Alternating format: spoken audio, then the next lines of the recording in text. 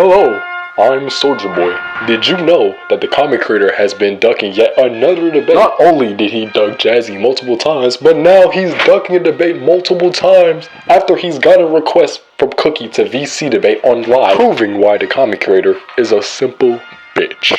So if you're a Comic Creator groom, you tell him that Soulja Boy said that ducking is not cool, and anyone who does is a loser. Remember, real debaters don't duck debates.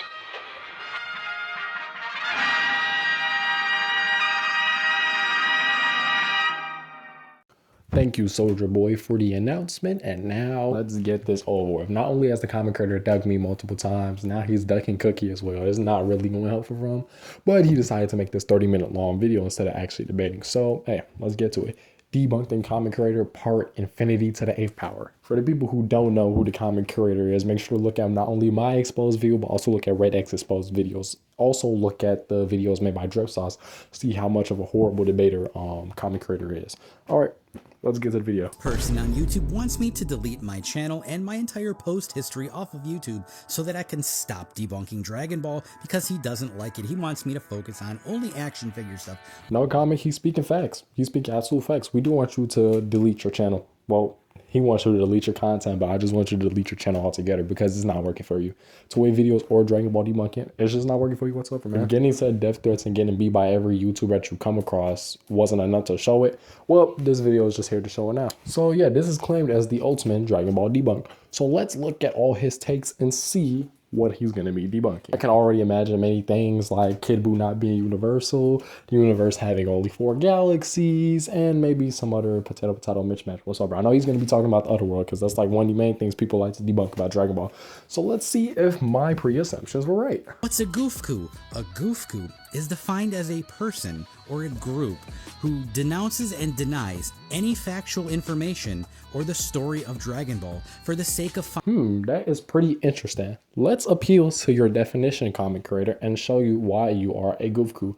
So first of all, we have shown you plenty multiple evidence from many different anime, manga, and media of Dragon Ball to disprove why the universe doesn't have 4 galaxies. But despite the multiple factual evidence that we have shown you to disprove your claims, you have claimed that people have mental disorders, you have claimed that people are simply stupid, and you and your goons have been going to other people's comment sections, rating their comment sections, filling their comment sections out with a bunch of stuff. Just look at mine. He's been doing that for a little while. You also bully people in your server who denied the stuff that you deny, aka when they're trying to show factual evidence and they're trying to counter argue against you, you decide to call them a BPT haver, you decide to call them mentally ill, you and your server jumped that one person, eventually banned them, not giving them a time to speak. So I think indeed, in fact, appealing to your definition of a goofku, the Comic Creator is in fact the king of the goofkus. So Comic, thank you for giving me the definition unknown to you that you are in fact one of the greatest goofkus inside of the Dragon Ball community. And the way it feels like is that you're using this as a derogatory slur for Dragon Ball fans who counter argue against you, which is actually pretty fucking narcissistic. After you look at this video, I suggest that you go get a mental health check because it just looks like it's not working for you. And you claiming that people are mentally ill when they're just trying to argue against you and actually show you some actual facts is actually pretty insane, and you need to go to therapy and check that out. If getting beat by me, Historic, Shane, and Drip, as well as Cookie multiple times, not prove why you should be getting off this platform, well, it's already pretty evident now. I hope you look at this and you decide to actually quit YouTube because it will be one of the greatest things in the Dragon Ball community. Not for me, but for you and for everybody else. That there's more than 4 galaxies in the Dragon Ball universe. I know that's a shock to you if you grew up thinking there's infinite galaxies and it's just like our root. Absolutely not. It's not a shock at all. In fact, it's absolute facts that there are infinite galaxies in the Dragon Ball universe. So I'm going to use these same arguments that I have been using against you in my multiple videos to prove why there are infinite galaxies inside of the Dragon Ball universe. So this statement from Dimensionality 7, which you can also find in Chosensu 4, translates to this. A localizing gather of stars that exists within the universe. Stars gather to form nebulae, and the gathering formed when several nebulae come together is called a galaxy. The 4 Kaio who are in charge of the east, west, south, and north of the universe are actually monitoring these galaxies. The division of the galaxies into east, west, south, and north was made to let the gods of the heavenly realm and the Kyle supervise the galaxies that exist infinitely within cosmic space. Also, I know what some of you are going to say, aka the goons that are in the Comic Curator server. For example, These are not actually galaxies; they're just areas But they're that have galaxies in them. galaxy clusters, pretty much. That's what a galaxy cluster. But they're so if you think that, no, I'm not arguing galaxy clusters. There is a difference between what I'm arguing and what you think I am arguing. What I am arguing is that the division of these 4 areas are just used for governance and they don't have any astronomical relation to the galaxies whatsoever. And there's a difference between an area of space and a galaxy cluster. Yes, there will be galaxy clusters in those areas, but it will just not be one big galaxy cluster. For example, we're not arguing that the universe is a cluster because it has a bunch of galaxies in it. In fact, over 200 billion galaxies, maybe more. By that logic, the entire universe would just be a cluster. So let's imagine the universe. There is an infinite amount of galaxies and it's going to be impossible to govern all of these galaxies all at once. So what is the most logical reason? Let's split these universe up into 4 areas and give each of these areas names so it'll be easier to govern those specific sections with those galaxies inside of them. And that is what I'm arguing. The name does not determine the astronomical quality of all of the galaxies inside of the universe. Or for what I have said for the longest time, a territorial term. And of course, I know another argument that Comic Curator is going to use to try to debunk this is saying that he's going to say that infinitely existing is referring to their age and not their quantity. Now let's go ahead and easily debunk this. There is a difference between infinite and eternal. Infinite referring to a set of numbers that grow infinitely, referring to a more qualitative and spatial infinity. Meanwhile, eternity is referring to temporal, time, age. If they wanted to refer to age, they could have said existing eternally. But the fact that they didn't say existing eternally and instead of talking about existing infinitely, that would just contradict the fact that there are only 4 galaxies. Not only that, you do not create administrative divisions because things are old. You're creating these administrative divisions because there is too much to govern and you need to split these up into areas in order to govern them. To back this up, I have more proof from reliable sources that will just further upscale my claim. This is a statement from the Consensu website that was made by Hermes himself.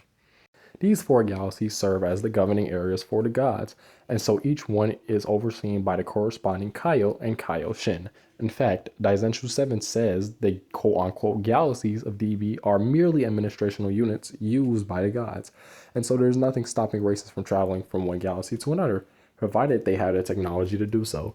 So basically, these quote-unquote galaxies don't have much reality as physical divisions and are some sort of like the border between countries. It's not what significance of the cardinal directions could have in space, but the map of the DB world shows what appear to be division lines between galaxies engraved being into the outer walls. Hermes' explanation corroborates with my statement, saying that these are not talking about splitting up actual galaxies. What they are referring to is that these are simply names or simply borders for these specific areas. I would go into what Hermes said about plurality, but I'm going to say that for the part when you actually emphasize on that. Hermes on Twitter also brings up the Chozenshu 4/Dimensionality 7 statement. It's claiming that the translation says that there are infinite galaxies. So with all of this evidence, what can we get from this? There are infinite galaxies inside of Universe 7. However, with the amount of infinite galaxies, it's going to be impossible to govern these all at once. Hence why they split the universe into 4, named these 4 areas, and gave 1 Kaio per section so they can govern these infinite galaxies. In the Dragon Ball narrative are galaxies, they're not their solar systems, the same way the Frieza fight showed their star system around planet Namek looks kind of like a galaxy with... No, actually. In fact, they weren't referring to solar systems. There's many proof to show that they were talking about actual galaxies. So in this episode, Bulma is trying to ask Jocko how to get to the center of the universe. And Jocko is responding by saying that you cannot, it's impossible. The universe is big enough to contain such countless galaxies. And then they referred to a scene showing all these galaxies. If you think these are solar systems, then you're blatantly wrong. Because the fact that they showed this scene after Jocko says that there is countless galaxies will just simply prove the claim that there is more than 4 galaxies. And before you say that Jocko was lying, Jocko has no reason to lie about that. Because if Bulma knew how to get to the center of the universe, Jocko wouldn't have been needed. And the fact that Bulma is seeking Jocko as a higher authority it's way more parsimonious to take Jocko's claim as actually valid. Next, you're going to say that Jocko's statement is invalid because the Galactic Patrol have never left the Milky Way, which is a pretty useless claim. For example, we as humans have never left the Milky Way, but of course, we know that other galaxies exist, we know that countless galaxies exist, and we've seen these galaxies on a simple telescope, which of course is way less advanced than the technology that they have in Dragon Ball. So to claim that Jocko and the Galactic Patrol have no knowledge of any other galaxy is due to the fact that they haven't left the Milky Way. You will have to say that for humanity IRL as well. That's really most of the things about the Comic Creator's claims, that they're so baseless and they're easy to debunk. Never tell me that the Dragon Ball universe is not super condensed, because it is, and you can see Frieza flying through space in his spaceship, looking through the viewport, seeing tons and tons of stars all closely packed together. Clearly, the entire universe is very, very densely packed. And you can see this double and triple confirmed when Lemo is piloting through space and you see tons and tons of little tiny stars passing by and in front of the viewport windows. It's very, very condensed as a universe. This doesn't logically make sense. Just because there are a bunch of stars in empty space, that doesn't mean that the universe is compressed. Obviously, this can just be for art style choices to depict them going throughout cosmic space and not showing that the universe is compressed in any way. I don't get how this proves that the universe is compressed. It's also cited in the Kakarot game guide that there's only 4 galaxies. It's also shown by Goku when he scans the universe for Beerus and Vegeta, and he only sees 4 galaxies plus a nebula where Beerus lives. There's only 4 galaxies. Whis also shows us only 4 galaxies when he puts up the illustration of the entire universe. There's only 4 Kaio, and the narrative in Dragon Ball is that there's only 1 Kaio per galaxy. The definition of a galaxy in the Daizenshu officially is not a collection of even more galaxies, and the plural. I'm going to start this off by saying that the Kakarot game guide is not reliable in any way, considering there are many contradictions comparing the Kakarot game guide to what actually happened inside of the manga. However, I am going to leave that for one of the points that you made later on. Not only that, you claim that Goku was scanning the entire universe for Vegeta and Beerus. However, it is very contradictory considering that if Goku scanned the entire universe, he would have been able to lock on to Vegeta's ki no problem and just instantly teleport to Beerus's planet. Not only that, the fact that there is 4 galaxies and a nebulae contradicts the fact that there's only 4 galaxies. So therefore, it's just way more easier to presuppose that Goku was not in fact scanning the entire universe. In fact, he was just scanning a specific part of the universe, considering the universe is infinite. This has been proven many times inside of the Daizenshu 4. But I'm going to say that for a later video with him talking about that the Daizenshu 4 statement was just a poem, which I'm going to debunk that later on. I'm not trying to have this video be that long, but not only that, you're trying to base the definition of a galaxy as if you're saying that these sectors are actually galaxies. However, the fact that I proved this makes this definition irrelevant, since it's just simply explaining what makes up a galaxy. So that does not prove that these sectors are just one galaxy each. Argument doesn't make any sense, because in Japanese you need the proper nouns to have context around them with some kind of denotation mark around them for numerical values, and we do have. While you can have markers like numbers in it, it's not solely dependent on that. It's really dependent on context. And the context that has been given to us in the Daizenshu, in the anime, has been proven that there are infinite galaxies inside of the Dragon Ball universe. So saying that it doesn't make sense because you don't understand it doesn't change a thing. That the term 4 galaxies must mean plural, so there's more than 4 galaxies that are 4 galaxies. The 4 galaxies are more than 4 galaxies.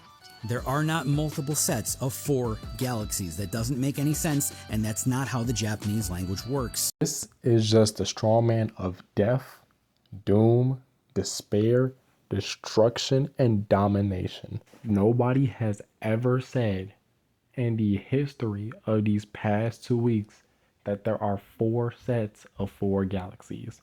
What we are trying to argue is that the 4 galaxies are not actually galaxies. So I don't know where the hell did you get this argument from. Are you just pulling shit out of your ass to try to seem right, man? Galaxies in Dragon Ball are only about 12 light years wide. How do we know this? Because during the episode where Gohan take a test flight, they get to Jupiter in a test flight in 5 seconds, and it happens to be about 512 times light speed, which is the exact same measurement as the Star Trek Enterprise NC 17018. And we know this is 100% spot on accurate because the Andromeda Galaxy we're like 2.537 million light years away, and if you fly 512 times light speed, it would take you 4,339 years and 3 months to get there, which is the exact calculation that Bulma came up with.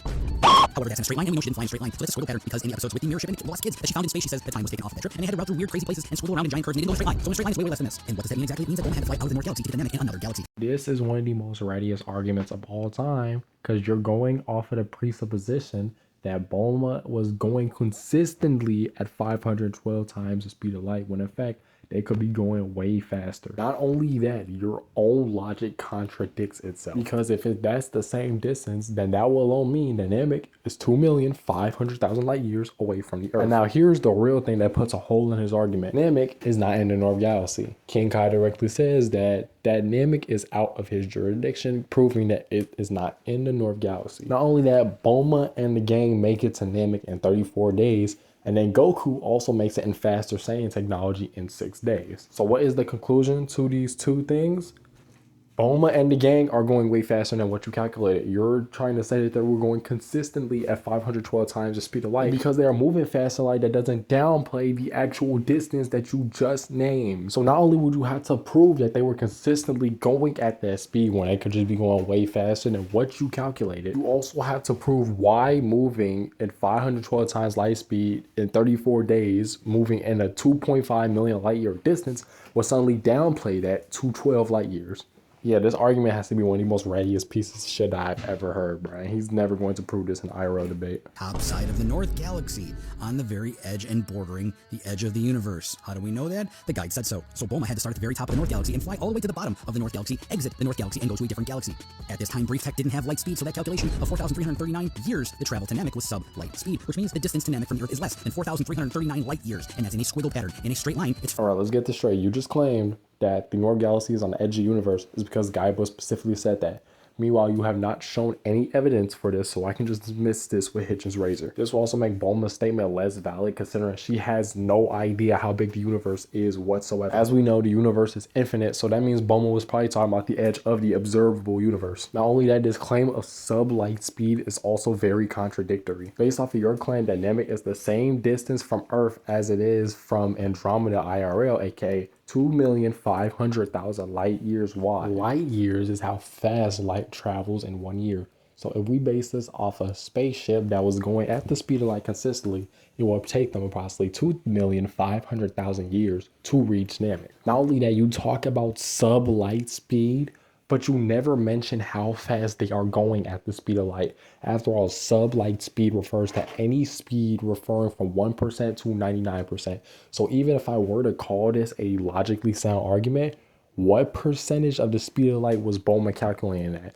What percentage was she talking about? Were they talking about 1%, 10%, 20%, 50%, 90%? You haven't provided any examples. Saying sublight speed won't automatically let us know what percentage of the speed of light we're going. This is why this is a ready fucking argument. Not only are all these calculations all over the place, but you never even give us an explanation for most of these. With no logical explanation for why your calculations are right, why should we consider this argument as logically valid? So I'm going to have to dismiss this until you further explain what do you mean by any of these calculations, because none of this is making sense right now, and you think it makes sense, but it's not making sense. He just got a bunch of calculations on ChatGPT, tried to use them in an argument and make him sound smart, but it doesn't make him look smart at all. Far, far less than that, but how do we know exactly how much that is? Well, this is very easy if we read the guidebook that tells us that the entire other world is the same size as the mortal realm, and the other world is lit up by one giant star.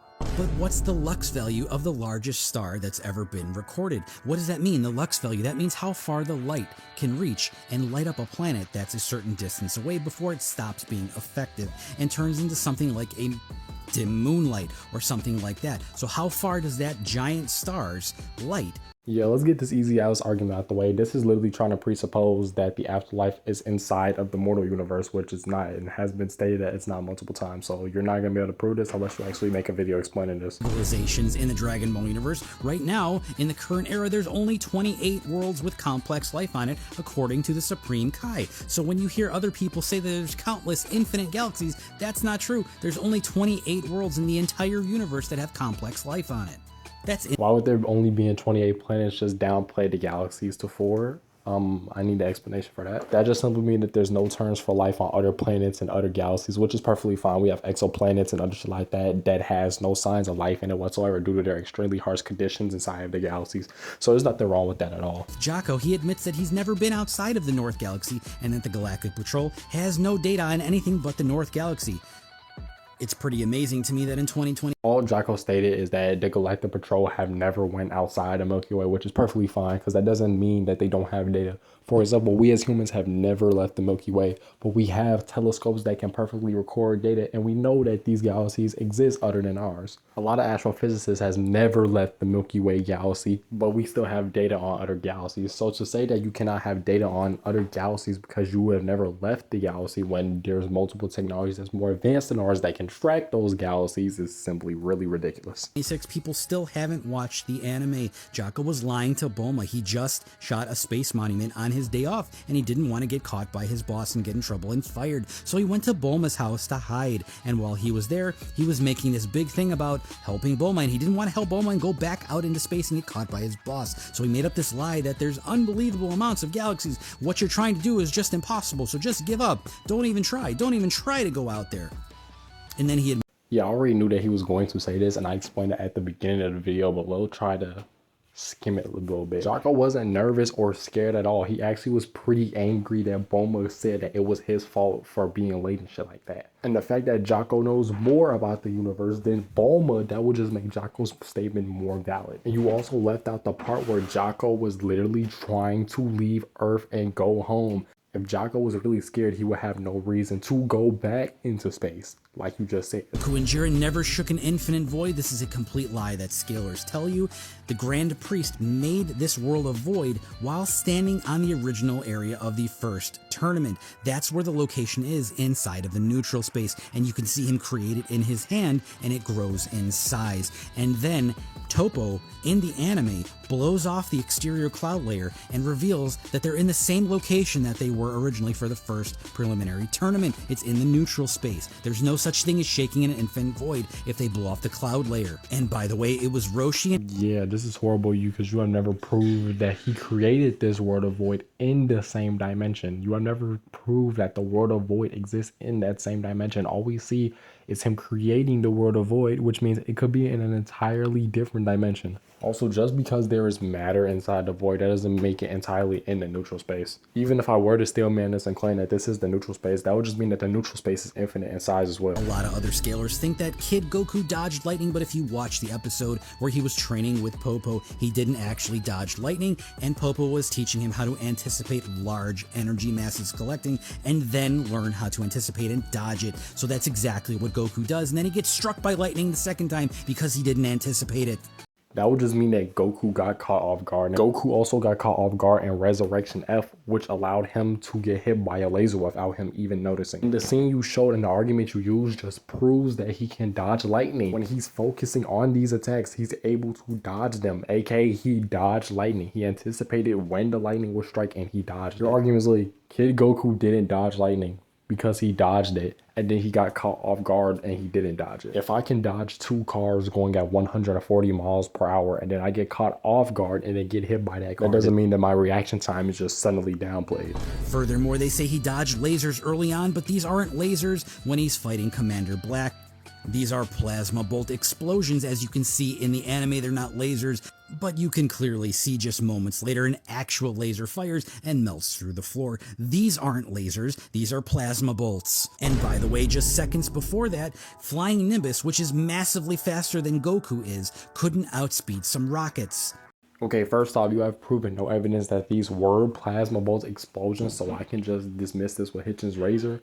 And what are you basing this off of? The fact that it made an explosion? A laser can produce an explosion. Anything with a high enough energy can produce an explosion. That doesn't really contradict the fact that they were lasers or anything. You had to provide more evidence for that. Also, Goku's reaction time doesn't have to equal his travel speed. Like, that's perfectly fine. I completely believe in Goku not being light speed until, like, the Namek Saga. Tons of scalers use this quadrants argument. The universes are split into quadrants. Therefore, there's infinite galaxies. That's an incoherent argument that doesn't make any sense because they don't know what the word quadrant means. Quadrant means to split something into fourths. 1/4 of the universe is one quadrant. So if you have a sphere or a circle and you cut it into 4 equal pieces, each piece is 1 one quadrant, okay? So since there's 4 galaxies, each galaxy is one quadrant and one section of the entire universe. It's Yeah, that's what I'm putting into question, and the statements that we have already contradict that. You're arguing one object before. If I cut a pepperoni pizza into 4, does that mean there is 1 pepperoni per slice? No,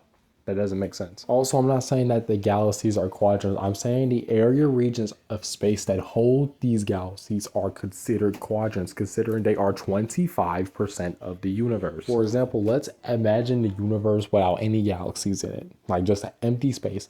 These are what these 4 empty quadrants will be. However, let's fill these up with some plot points, aka some infinite galaxies. So no, we're not arguing that these galaxies are quadrants. The quadrants are the areas that are split. There are 4 regions of space that make up the universe, aka 4 quadrants, that hold a lot of galaxies inside them. So no, with all the evidence provided, there is not only 4 galaxies in the Dragon Ball universe. There's plenty more galaxies to go with that. mistranslate the original guidebook entry where it says the administration units are the galaxies, but that's not true. The Kaios are the administrators of the galaxies. Yeah, this is horrible because you're using a horribly translated version of Daisenshu 7. Now, this is what it says. The division into the east, west, north, and south galaxies is a unit adopted for administration purposes by the Kaio to manage the infinite numerous galaxies existing through space. What they are referring to are administrative divisions. Administrative divisions, also known as administration units in subnational entities or constituent states, are geographical areas in particular independent sovereign state is divided. But they're not trying to refer to the Kaio as administrative units. The divisions and the names of the areas are used for administrative purposes that are adopted by the Kaio. And before some bumfuck dumbass talks about galaxies that oversee themselves, no, that's not what I'm arguing at all. This would just be strong man in my argument. Anyways, let's get to the next point, because the points that he's been making overall are just completely ass takes. The world isn't a conceptual divine realm that is unphysical. It's a completely physical realm with gravity, time, space, and energy. Physical living beings are allowed to go there. There's food and restaurants and people sleep, and there's a street cleaning machine. Yeah, this is just the argument that people have been using for many years, but yeah, sure, let's go ahead and debunk this. First, let's start off with a scan from a super exciting guy.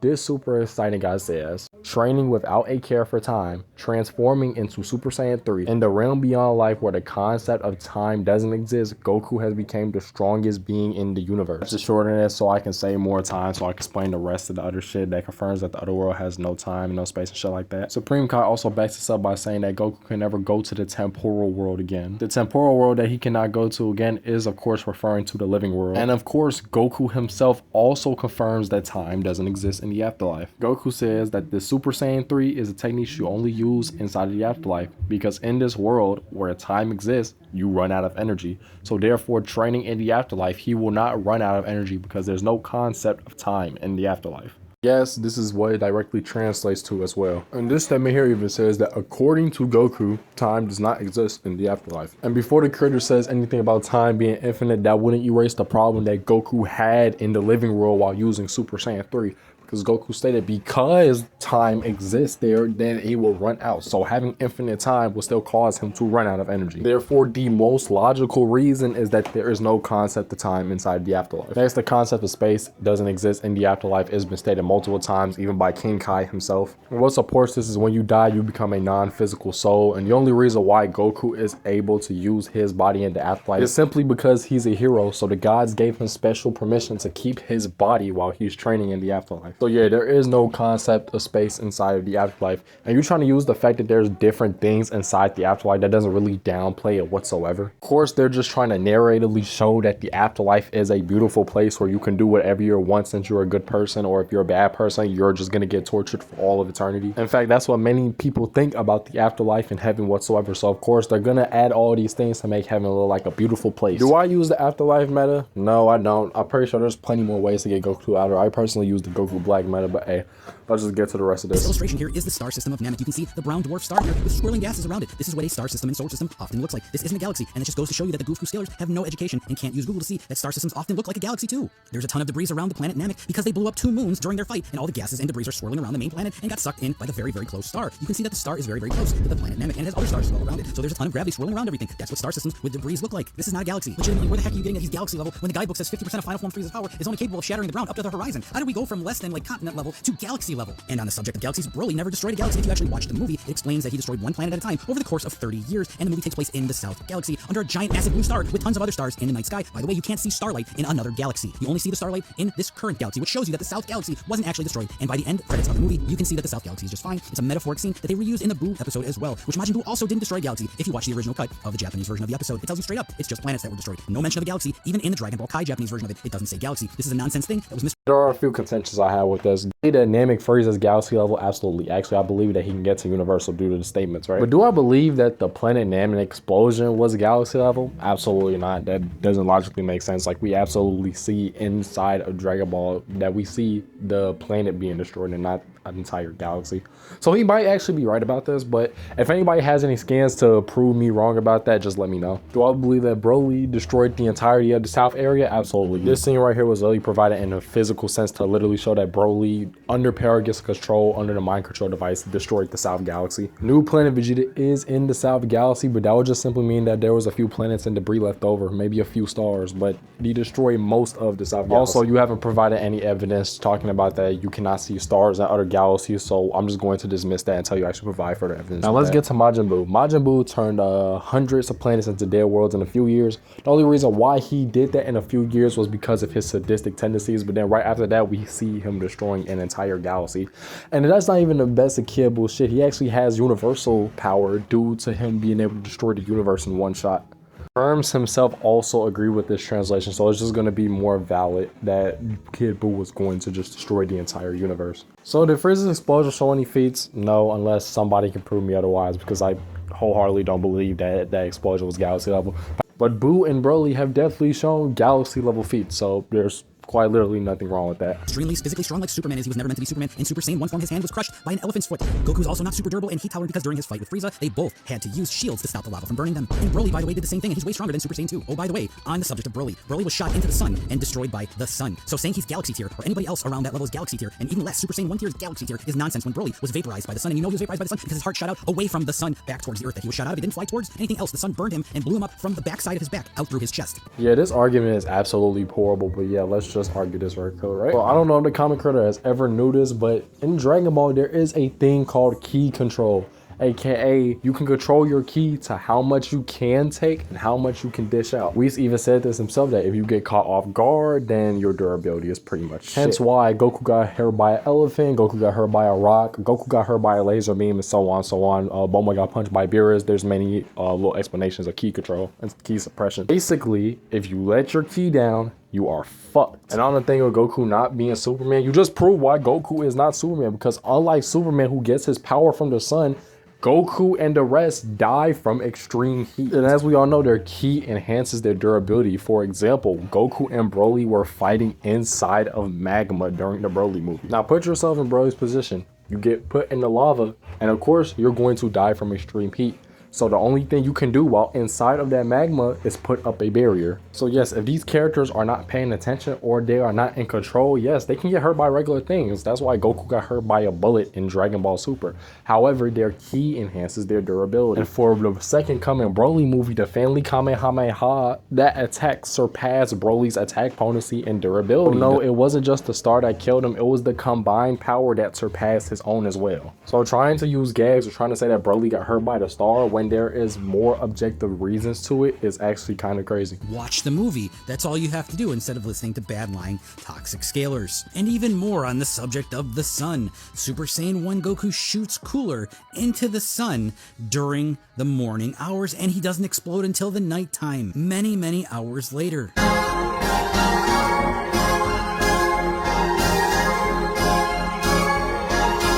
In the clip, you can clearly see that the explosion doesn't happen until the nighttime. So light speed Kamehameha during the Super Saiyan 1 era as well as Super Saiyan 2 with Broly are debunked. They are nowhere near that speed. By the way, this shot with Roshi shooting the moon was an outlier and something they didn't really think of. It was supposed to be a time skip and this amazing thing, but they didn't really think of it, and you can't use the one Roshi instance where he shot the moon that fast and then ignore everything else like the cooler scene and the Broly scene taking hours and hours, potentially a day plus to reach the sun.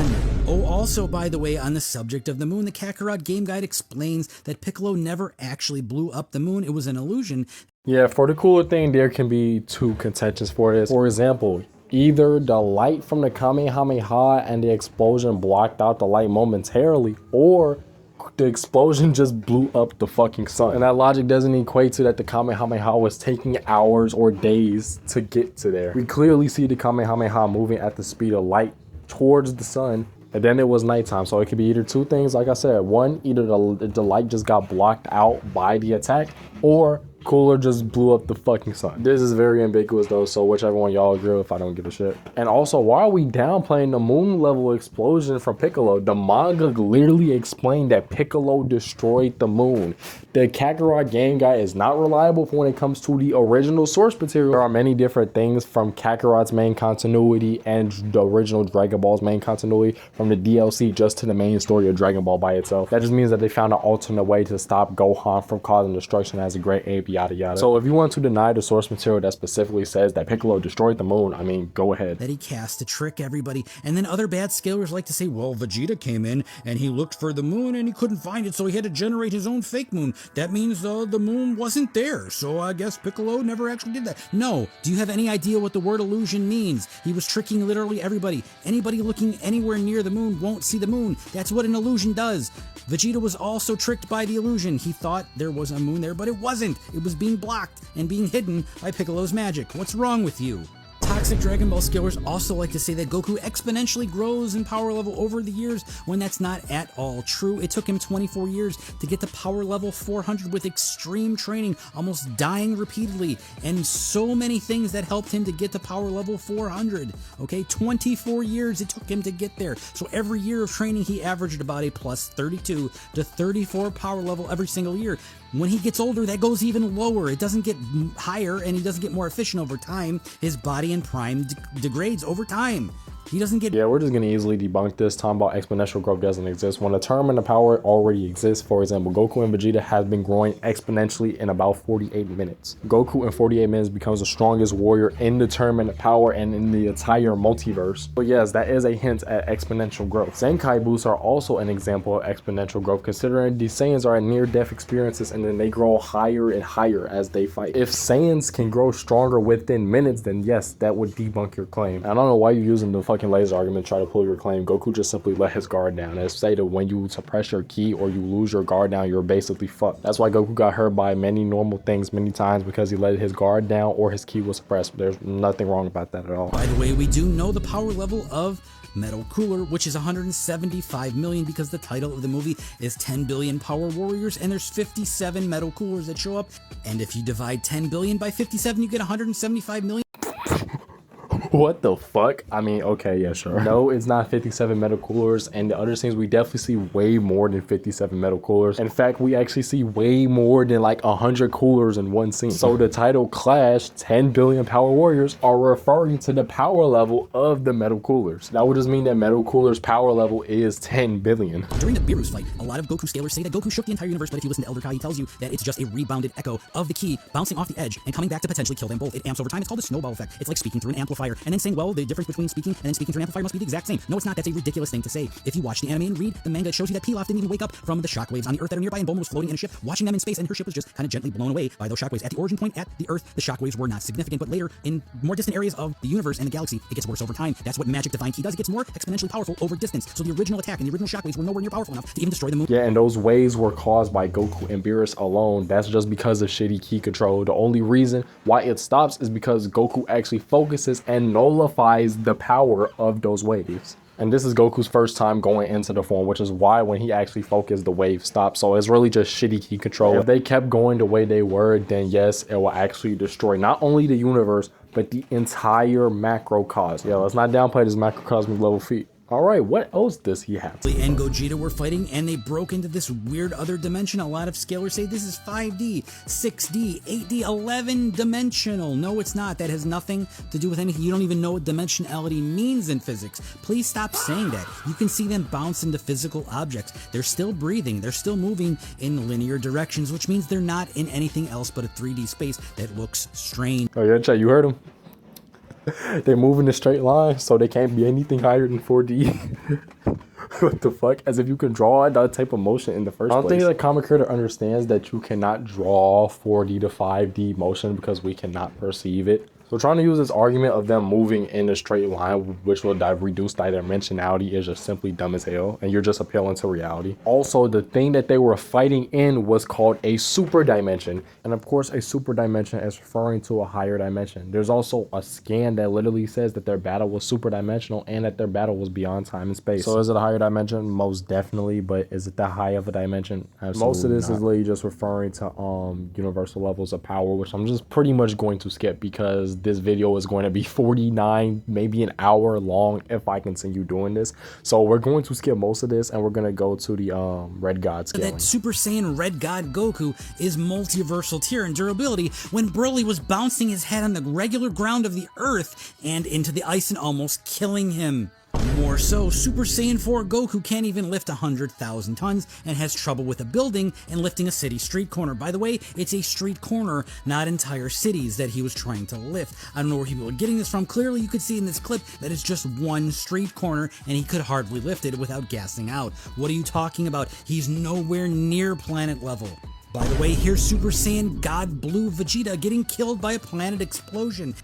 The sudden heat factor here is way too much for even god-level characters. It's not just Goku getting hit by rubble, it's him absolutely getting his shit stomped in by Broly. And with the amount of power that Broly has, of course, yeah, he's going to get his ass. Not only that, Goku is significantly suppressed. Before we had this, Goku put Broly in a God Bind, and Broly with his power managed to type of reverse that God Bind and put that back onto Goku, meaning Goku's power was also significantly suppressed. That's why Goku was literally struggling to go into Super Saiyan Blue, because he was trying to break that God Bind that was holding his strength. Also, the scene that you literally showed does not even show Goku being worn out or anything. It's just showing him lifting the rubble, no problem. Like, not only that, Vegeta was caught off guard, so he didn't even have any time to leave the planet like the Goku and the rest have. And lastly, after 30 minutes of debunking all of these goofcoos, the last and most important one comes back to the guidebook where it says infinitely expanding. That's not what it means in Japanese.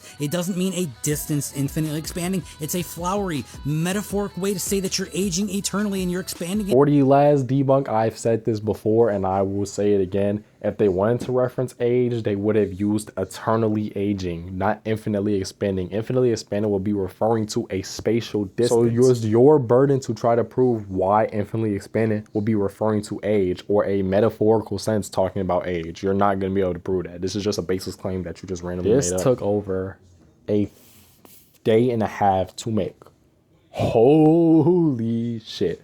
And for his latest video talking about the galaxies are 4 light years wide, all I have to say is I'm not going to be responding to that video. That video is absolutely terrible. Like, his brain has devolved to the point where I didn't even know was possible. So therefore, I'm not going to be responding to this to keep my own sanity, because that shit is absolutely bumfuck retarded. How the fuck did you go from 10 light years to 12 light years and now you're going to 4 light years? He's just randomly changing up his arguments using ChatGPT, which is not just going to help him overall. Like, his arguments are not reliable the way he keeps switching them up just to try to prove that it's even smaller. And by the time it is, we've also found some more information. The Comic Curator has ducked yet another person, and this is some absolutely diabolical, cowardly shit.